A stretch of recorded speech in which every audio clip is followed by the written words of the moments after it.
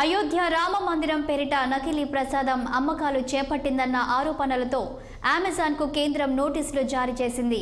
అయోధ్యలో ప్రాణ ప్రతిష్ఠ నేపథ్యంలో అమెజాన్ సంస్థ ఆన్లైన్లో రామ మందిరం పేరిట నకిలీ ప్రసాదాన్ని విక్రయిస్తోందని confederation of all India traders సంస్థ ఫిర్యాదు చేసింది.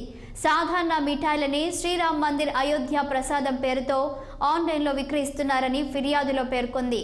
తప్పుడు ప్రకటనలతో ప్రజలను మోసం చేస్తున్నారంటూ ఆగ్రహం వ్యక్తం చేసింది.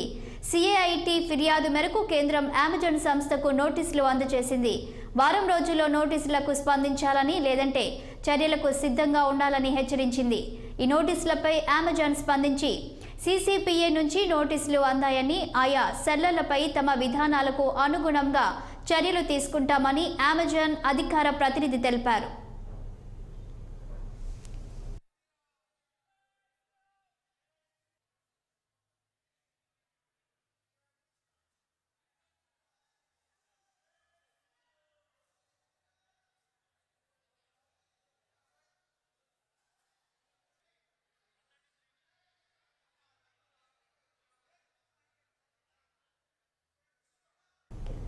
అయోధ్య రామ మందిరం పేరిట నకిలీ ప్రసాదం అమ్మకాలు చేపట్టిందన్న ఆరోపణలతో అమెజాన్కు కేంద్రం నోటీసులు జారీ చేసింది.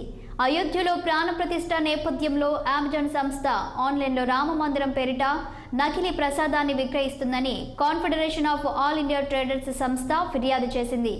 సాధారణ మిఠాయిలనే శ్రీరామ్ మందిర్ అయోధ్య ప్రసాదం పేరుతో ఆన్లైన్లో విక్రయిస్తున్నారని ఫిర్యాదులో పేర్కొంది.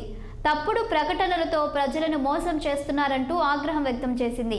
సిఐటి ఫిర్యాదు మేరకు కేంద్రం అమెజాన్ సంస్థకు నోటీసులు అందజేసింది. వారం రోజుల్లో నోటీసులకు స్పందించాలని లేదంటే చర్యలకు సిద్ధంగా ఉండాలని హెచ్చరించింది. ఈ నోటీసులపై అమెజాన్ స్పందించి సిసిపిఏ నుంచి నోటీసులు అందాయని, ఆయా సెల్లర్లపై తమ విధానాలకు అనుగుణంగా చర్యలు తీసుకుంటామని అమెజాన్ అధికార ప్రతినిధి తెలిపారు.